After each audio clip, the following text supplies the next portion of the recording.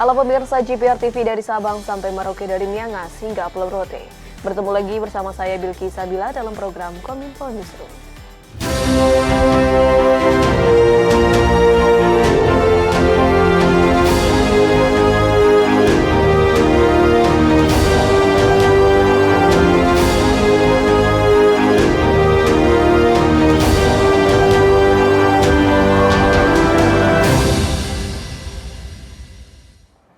Inilah Kominfo Newsroom selengkapnya.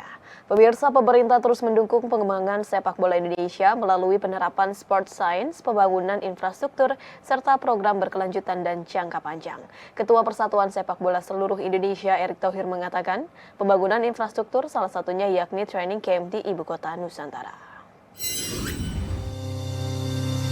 Pemerintah terus mendukung pengembangan sepak bola Indonesia melalui 4 langkah utama, yakni penerapan sport science dan pembangunan infrastruktur olahraga, serta program jangka panjang dan berkelanjutan. Hal ini disampaikan Ketua PSSI Erick Thohir dalam keterangan pers di Kompleks Istana Kepresidenan usai bertemu Presiden Joko Widodo.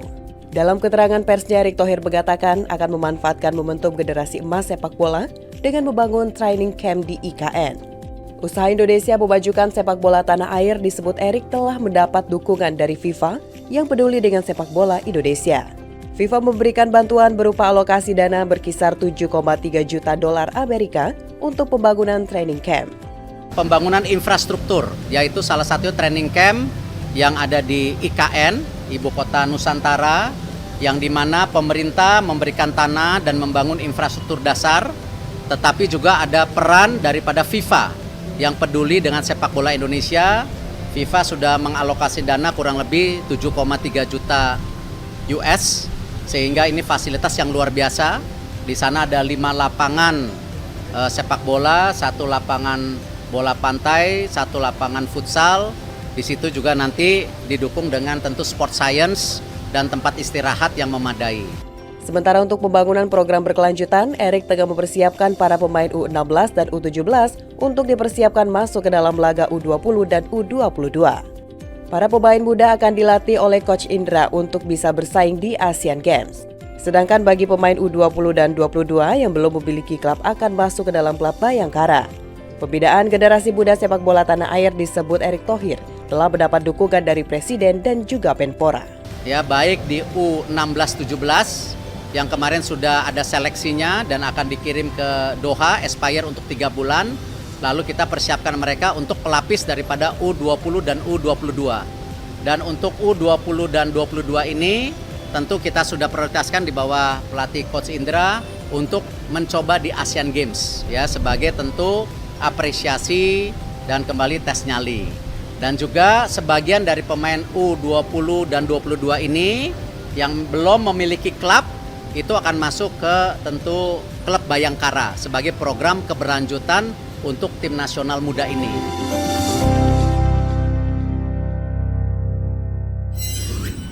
Wakil Presiden Republik Indonesia Ma'ruf Amin meminta implementasi Indonesia-Australia melalui IACEPA terus dimaksimalkan. Hal tersebut disampaikan Wapres usai menerima kunjungan kehormatan Deputi Perdana Menteri Australia Richard Marles.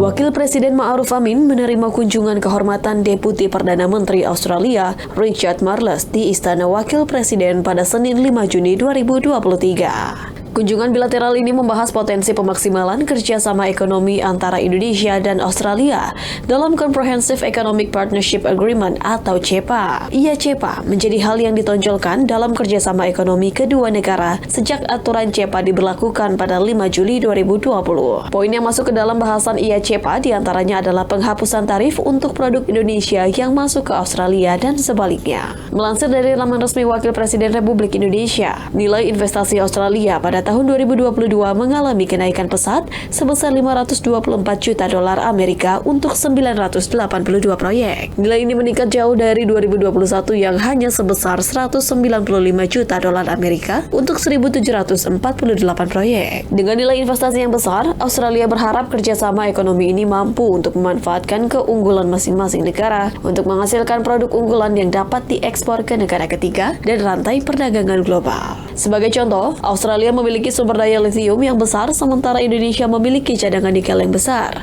Kesamaan ini dinilai Wapres dapat memperluas investasi, termasuk menjajal sektor energi terbarukan dan industri baterai kendaraan listrik. Atas nama pemerintah Indonesia juga menyatakan terima kasih bahwa investasi Australia ke Indonesia itu makin bertambah 2 tahun terakhir ini. Wapres berharap agar kerjasama di bidang-bidang tambang, di bidang-bidang yang terkait dengan litium dan sebagainya itu ke depan, karena Australia dan Indonesia sama-sama punya potensi di bidang itu diharapkan terus ditingkatkan dan bisa bekerja sama ke arah itu. Di sisi lain, pemirsa, Wakil Presiden Ma'ruf Amin juga meminta badan usaha milik negara dan perusahaan swasta untuk ikut mendanai proyek penyediaan air bersih. Wapres menilai pemerintah pusat dan daerah juga perlu untuk mendorong inovasi pembiayaan yang menarik para pemangku kepentingan. Wakil Presiden Ma'ruf Amin ketika usai membuka acara IWWEF Indonesia Water and Wastewater Expo and Forum pada Selasa 6 Juni 2023 di Jakarta menyebutkan, untuk mendukung pemenuhan air bersih dan sanitasi di seluruh wilayah Indonesia, pemerintah membutuhkan pendanaan tambahan dari BUMN dan juga pihak swasta.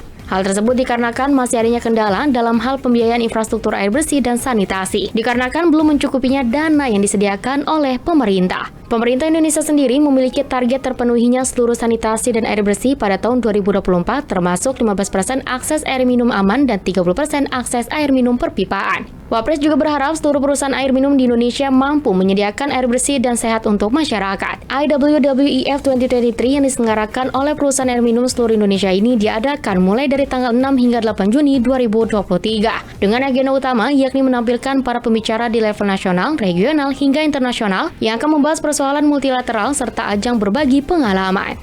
Jadi air adalah kehidupan. Karena itu kita ingin perusahaan air minum di seluruh Indonesia, PDAM itu bisa dapat menyediakan air bersih yang layak, yang sehat. Dan ini saya kira yang menjadi target kita, dan ada masih kendala yang dihadapi, yaitu pembiayaan infrastruktur selain yang disediakan oleh pemerintah melalui APBN dan melalui APBD, itu belum mencukupi. Karena itu perlu ada pendanaan dari BUMN dan dari swasta. Itu yang kita ingin supaya dengan demikian bisa terpenuhi. Sebagai upaya penurunan stunting pada rencana kerja pemerintah tahun 2024, Badan Perencana Pembangunan Nasional menetapkan 4 strategi. Suharso Monoarfa selaku Menteri PPN juga mengatakan penurunan stunting difokuskan di 12 provinsi prioritas.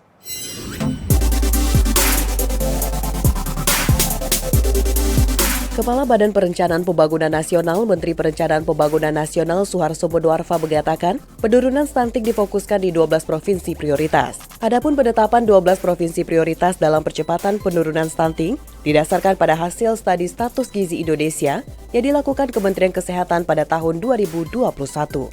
Dari keseluruhan provinsi, Sulawesi Barat dan Nusa Tenggara Barat yang mengalami kenaikan angka prevalensi stunting. Secara kumulatif, angka prevalensi stunting di seluruh Indonesia mengalami penurunan 21,6% pada 2022. Dibandingkan tahun sebelumnya tercatat 24,4%. Sebagai upaya penurunan stunting pada rencana kerja pemerintah tahun 2024, Bappenas menetapkan 4 strategi. Pertama, pendampingan keluarga oleh tim pendamping keluarga. Kedua, perluasan cakupan penyediaan makanan tambahan ibu hamil kurang energi kronis dan balita kurus. Ketiga, perluasan cakupan imunisasi dasar lengkap. Keempat, penguatan kualitas data surveillance mulai dari unit pelayanan kesehatan terkecil atau posyandu. Adalah di 12 provinsi prioritas yang kita lakukan dengan secara gotong royong dari semua KL, dan kita mengadakan pendampingan keluarga untuk tim pendamping keluarga di desa, perluasan cakupan penyediaan makanan tambahan untuk ibu hamil kurang energi kronis dan balita kurus, perluasan cakupan imunisasi dasar lengkap, dan penguatan kualitas dasar surveillance mulai dari unit pelayanan kesehatan terkecil. Imunisasi dasar lengkap itu ada hubungannya secara linear dengan potensi terkena stunting. Jadi paling tidak mereka bayi-bayi yang bisa memperoleh IDL dengan baik, terhindarnya itu lebih besar dibandingkan yang tidak. Pemirsa, usai jeda kami akan kembali dengan informasi lainnya. Tetaplah bersama kami dalam Kominfo Newsroom.